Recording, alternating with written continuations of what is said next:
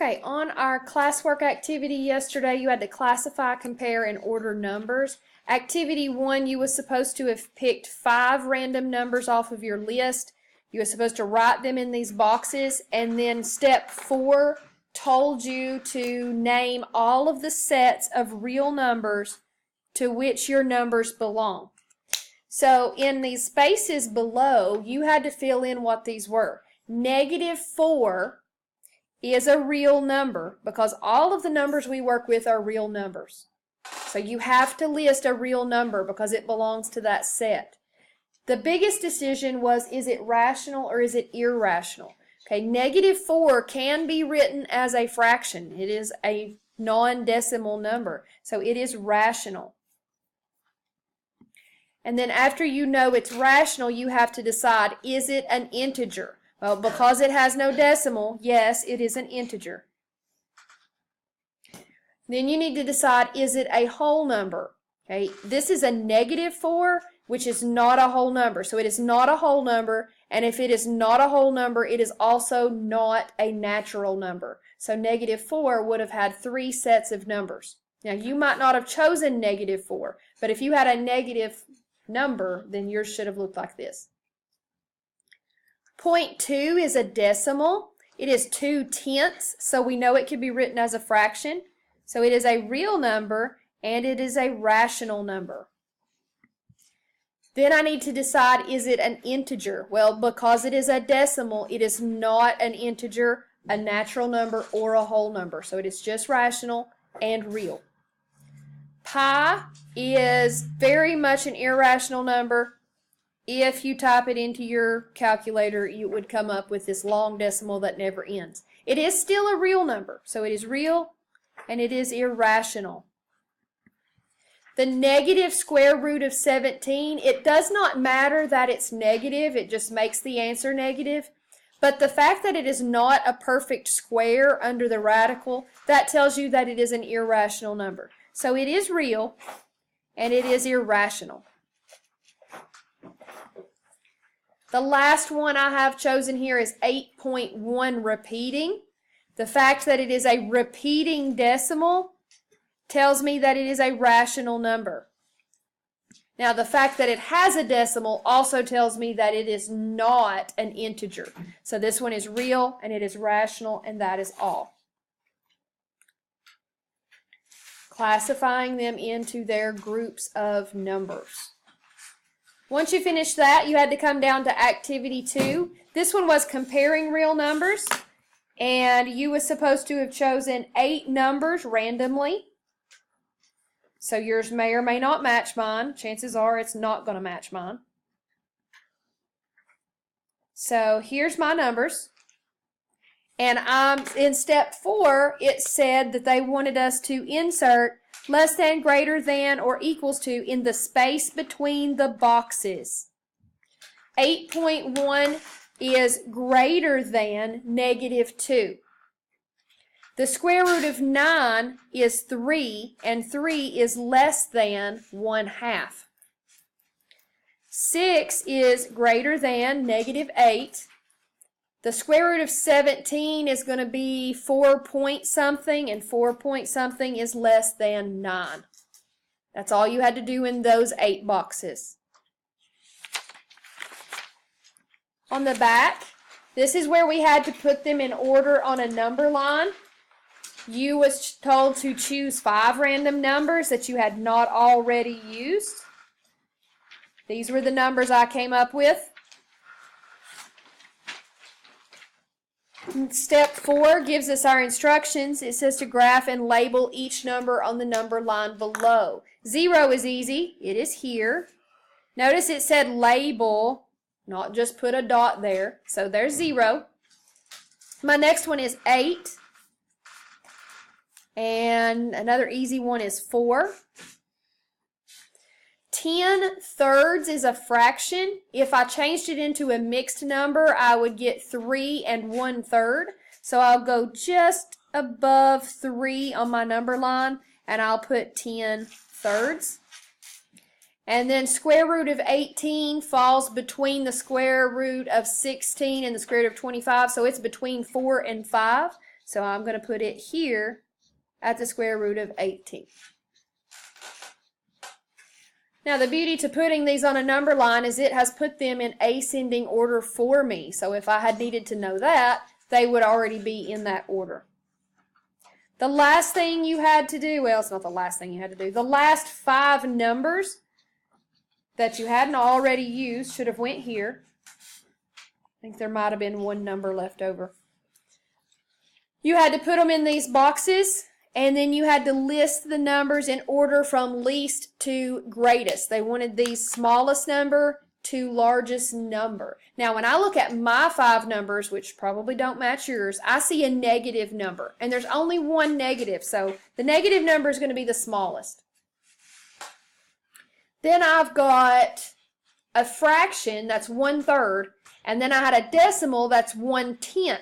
Now, 1/10 is smaller than 1/3 because 1/3 would be 0.3 repeating. So 0.1 would go second, 1/3 would go third, and then I've got 4.5 and 5. 4.5 is smaller than 5, so I would put them in that order.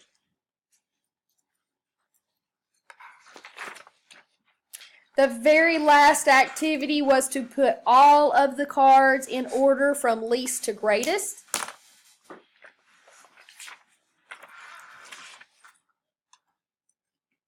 It's a lot of numbers. I'm going to start with my negative numbers. I've got -4, -2, -8, -1, and the negative square root of 17. I think that's all of the negatives. The only one that I really have a question about is that negative square root of 17. We're going to have to decide approximately what that is. It's going to be a little bit more than 4 because square root of 16 makes 4. So we've got -4 point something, probably 4.1 if I was just going to guess. So when I take my negatives and put them on this list, I want to start with the smallest one, which would be the farthest number away from 0, which should be that -8. So I'm going to put -8 as my smallest number, and then I'm going to mark it off my list. Okay. After -8, I have to decide between -4 point something and -4. Now, we're talking distance from 0 with negative numbers, and the negative square root of 17 would be smaller than -4. So I'll mark off my -4 and my negative square root of 17. That leaves me with -2 and -1. -2 goes first, followed by -1, and I can get rid of those off my list. Now, your list should match mine on this one, so if you got something wrong, you need to fix it. The next number between my negatives and my positives would be 0, so it's going to go next. I've got 1/3, which is between 0 and 1, and I have 0.1, which is between 0 and 1. I need that one, 0.1. Here's 0.2, that's also between 0 and 1. This one's going to be 3 something. That's going to be 2 something. Okay, that's my only 3 that falls between 0 and 1. 1/3 is 0.3 repeating, so 0.1 would go first, followed by 0.2, followed by 1/3.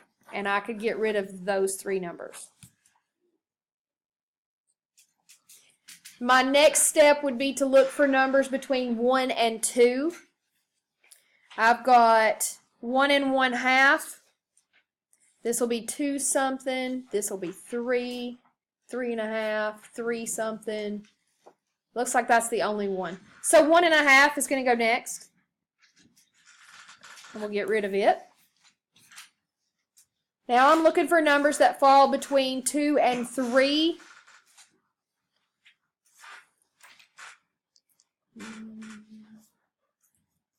And I don't see any numbers between 2 and 3. So I'll move up to numbers between 3 and 4. I've got 10/3 is 3.3. I've got 3.5 would be 3.5. The square root of 9 is 3. Oh wait, I didn't do this one. Square root of 8 would be less than 3. That one needs to go next. So square root of 8, we need to put that down here because it's 2.9 roughly. Square root of 8 needs to go after 1 1/2. So get rid of that one. Square root of 17 would be 4 point something. And pi. Don't forget pi. Pi is 3.14. Now, square root of 9 comes out to 3 exactly. So we'll put it first. And then I have to decide 3.3, 3.5, or 3.14. 3.14 would be the smaller, so pi goes after 3, get rid of it, followed by 10/3 at 3.3 and 3.5 at 3.5. Now I'm looking for 4s. I've got a whole number 4, which will need to go next because it doesn't have a decimal. And then I've got 4.5. We've got this one, 4.5. Square root of 17 would be 4.1-ish. We've already used 4. So 4.5 versus probably 4.1. I'm going to go square root of 17 followed by 4 1/2. Takes care of those two. Now the only numbers I've got left is 5, 6, 8, 8.1 repeating, 8.1 and 9. So 5 goes next, followed by 6 and 8. Then I have to decide between 8 and 8.1 and 8.1 repeating. 8.10 would be smaller than 8.11. So 8.1 would go first, and then the last and largest number would have been 9. Okay, that's what the bottom of your paper should have looked like on that activity. And everyone's should be the same on that one.